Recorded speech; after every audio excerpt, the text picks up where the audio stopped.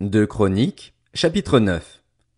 La reine de Séba apprit quelle était la réputation de Salomon et elle vint à Jérusalem pour le mettre à l'épreuve par des énigmes. Elle avait une suite très nombreuse, avec des chameaux chargés d'aromates, d'or en grande quantité et de pierres précieuses. Elle se rendit auprès de Salomon et lui exposa toutes ses réflexions. Salomon répondit à toutes ses questions. Il n'y eut aucun mystère pour Salomon, il lui expliqua tout. La reine de Séba vit la sagesse de Salomon, le palais qu'il avait construit, les plats servis à sa table, le lieu d'habitation de ses serviteurs, les fonctions et les tenues de ceux qui le servaient, ses responsables des boissons et leurs tenues, ainsi que les holocaustes qu'il offrait pour monter à la maison de l'Éternel. Elle en eut le souffle coupé et dit au roi, « C'était donc vrai ce que j'ai appris dans mon pays au sujet de ta situation et de ta sagesse. Je ne le croyais pas avant de venir et de le voir de mes yeux. Et l'on ne m'avait même pas raconté la moitié de la grandeur de ta sagesse. Tu surpasses ce que j'avais appris par la rumeur. Heureux tes hommes, heureux tes serviteurs, puisqu'ils sont constamment devant toi et peuvent bénéficier de ta sagesse. Béni soit l'Éternel, ton Dieu, qui t'a choisi pour te placer sur ton trône comme roi pour l'Éternel, ton Dieu. C'est parce que ton Dieu aime Israël et veut le faire subsister éternellement qu'il t'a établi roi sur lui pour que tu exerces le droit et la justice. Elle donna au roi plus de 3,5 tonnes d'or, une très grande quantité d'aromates et des pierres précieuses. Il n'y eut plus d'aromates pareils à ceux que la reine de Séba donna au roi Salomon. Les serviteurs de Hiram et ceux de Salomon qui rapportèrent de l'or d'Ophir ramenèrent aussi du bois de santal et des pierres précieuses. Avec ce bois de santal, le roi fit des escaliers pour la maison de l'Éternel et pour le palais royal, ainsi que des harpes et des luttes pour les musiciens. On n'en avait pas vu de pareil auparavant dans le pays de Juda. Le roi Salomon donna à la reine de Séba tout ce qu'elle désira, ce qu'elle demanda, plus qu'elle ne lui avait apporté. Puis elle repartit et rentra dans son pays avec ses serviteurs. Le poids de l'or qui arrivait chez Salomon chaque année était de près de 20 tonnes, en plus de ce qu'il retirait des négociants et des marchands qui en apportaient, ainsi que de tous les rois d'Arabie et des gouverneurs du pays qui lui apportaient de l'or et de l'argent. Le roi Salomon fit 200 grands boucliers en or battu, pour chacun desquels il employa 7 kilos d'or battu, et 300 autres boucliers en or battu, pour chacun desquels il employa près de 2 kilos d'or. Il les plaça dans la maison de la forêt du Liban. Le roi fit aussi un grand trône en ivoire, et il le couvrit d'or pur. Ce trône avait 6 marches et un marchepied en or qui lui étaient fixés. Il y avait des bras de chaque côté du siège, 2 lions se trouvaient près des bras, et 12 lions sur les 6 marches, de chaque côté. On n'a rien fait de pareil pour aucun royaume. Toutes les coupes du roi Salomon étaient en or et toute la vaisselle de la maison de la forêt du Liban était en or pur. Rien n'était en argent. On n'en faisait aucun cas à l'époque de Salomon. En effet, le roi avait des bateaux long courriers qui naviguaient avec les serviteurs de Hiram. Tous les 3 ans, les bateaux long courriers arrivaient, chargés d'or, d'argent, d'ivoire, de singes et de paons. Le roi Salomon dépassa tous les rois de la terre par ses richesses et sa sagesse. Tous les rois de la terre cherchaient à le voir pour bénéficier de la sagesse que Dieu lui avait donnée, et chacun d'eux apportait son cadeau. Des objets en argent et en or, des habits, des armes, des aromates, des chevaux et des mulets. Cela se passait de cette manière chaque année. Salomon avait 4000 stalles pour les chevaux destinés à ses chars et 12 000 cavaliers qu'il plaça dans les villes où il gardait ses chars et à Jérusalem, près de lui. Il dominait sur tous les rois établis entre l'Euphrate et le pays des Philistins, et jusqu'à la frontière de l'Égypte. Le roi rendit l'argent aussi commun à Jérusalem que les pierres, et les cèdres aussi nombreux que les sycomores qui poussent dans la plaine.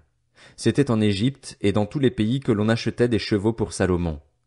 Le reste des actes de Salomon, des premiers aux derniers, est décrit dans les annales du prophète Nathan, dans la prophétie d'Akija de Silo, et dans les révélations du voyant Jéhédo sur Jéroboam, fils de Nébat.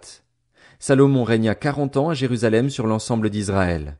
Puis il se coucha avec ses ancêtres, et on l'enterra dans la ville de son père David. Son fils Roboam devint roi à sa place. Deux Chroniques, chapitre 10.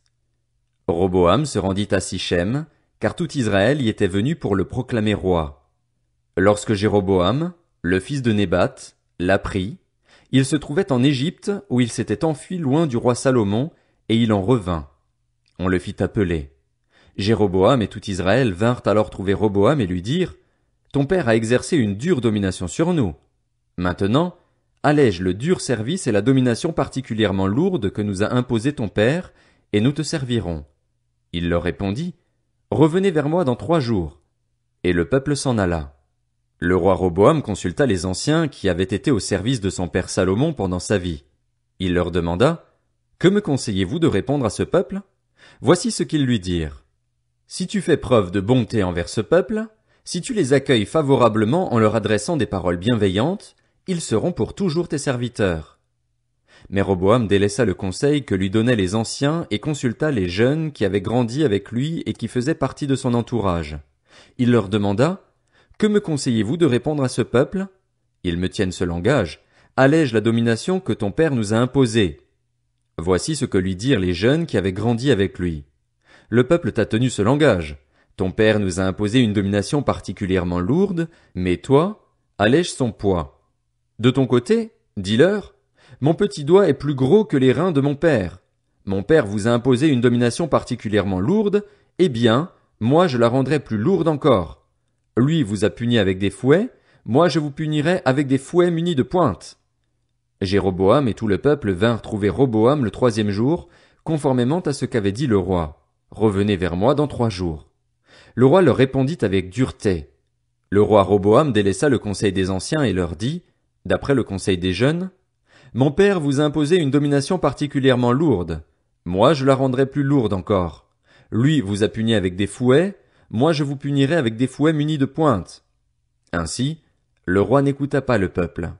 Cela fut en effet conduit par Dieu pour que s'accomplisse la parole que l'Éternel avait dite par l'intermédiaire d'Akija de Silo à Jéroboam, le fils de Nébat. Comme le roi ne les écoutait pas, tous les membres du peuple d'Israël lui répondirent, quelle part avons-nous avec David? Nous n'avons pas d'héritage avec le fils d'Isaïe. À tes tentes, Israël. Maintenant, occupe-toi des tiens, David. Et tout Israël retourna dans ses tentes.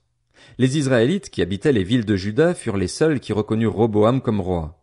Alors le roi Roboam envoya Adoram, qui était préposé aux corvées, vers les Israélites, mais ils le lapidèrent et il mourut. Le roi Roboam s'empressa de monter sur un char pour se réfugier à Jérusalem. C'est ainsi qu'Israël s'est détaché de la famille de David jusqu'à aujourd'hui. 2 Chroniques, chapitre 11. À son arrivée à Jérusalem, Roboam rassembla la communauté de Juda et de Benjamin, soit 180 000 hommes d'élite aptes à la guerre, pour qu'ils combattent contre Israël afin de le ramener sous sa domination. Mais la parole de l'Éternel fut adressée à Shemaéja, l'homme de Dieu. Parle à Roboam, le fils de Salomon et le roi de Juda, ainsi qu'à tout Israël en Juda et en Benjamin. Annonce-leur, voici ce que dit l'Éternel, ne montez pas faire la guerre à vos frères. Que chacun de vous reparte chez lui, car c'est de moi que vient cette situation. Ils obéirent aux paroles de l'Éternel et firent demi-tour, renonçant à marcher contre Jéroboam. Roboam siégea à Jérusalem et construisit des villes fortifiées en Juda. Il reconstruisit Bethléem, Étam, Tekoa, Beth-Sur, Soko, Adulam, Gath, Marécha, Ziph, Adoraïm, Lachis, Azeka, Tsoréa, Ajalon et Hébron, qui se trouvaient en Juda et en Benjamin, et il en fit des villes fortifiées. Il fortifia leurs remparts et y établit des commandants ainsi que des entrepôts pour les vivres, l'huile et le vin. Il dota chacune de ces villes de boucliers et de lances, et il les fortifia grandement. Juda et Benjamin lui appartenaient. Les prêtres et les Lévites qui habitaient tout Israël quittèrent leur domaine pour se rallier à lui. Les Lévites abandonnèrent en effet leur territoire et leurs propriétés et vinrent en Juda et à Jérusalem, parce que Jéroboam et ses fils les empêchèrent de remplir leur service comme prêtres de l'Éternel. Jéroboam établit des prêtres pour le service des hauts lieux, des boucs et des veaux qu'il avait fabriqués. Les membres de toutes les tribus d'Israël qui avaient à cœur de rechercher l'Éternel, le Dieu d'Israël, suivirent les Lévites à Jérusalem pour offrir des sacrifices à l'Éternel, le Dieu de leurs ancêtres. Ils renforcèrent ainsi le royaume de Juda et consolidèrent la royauté de Roboam, fils de Salomon, pendant 3 ans. En effet, ils marchèrent pendant 3 ans sur la voie de David et de Salomon. Roboam prit pour femme Mahalat. Elle était la fille de Jérimoth, lui-même fils de David, et d'Abishaïl, une fille d'Eliab, fils d'Isaïe.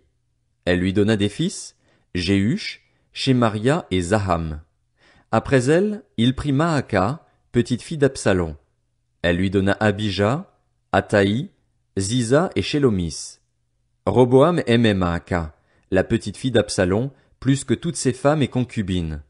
Il eut 18 femmes et 60 concubines, et il eut 28 fils et 60 filles. Roboam donna le premier rang à Abijah, qui était un fils de Maaka, et l'établit chef parmi ses frères, car il voulait le faire roi. Il agit avec discernement en dispersant tous ses fils dans toutes les régions de Juda et de Benjamin, dans toutes les villes fortifiées. Il leur fournit des vivres en abondance et demanda pour eux un grand nombre de femmes.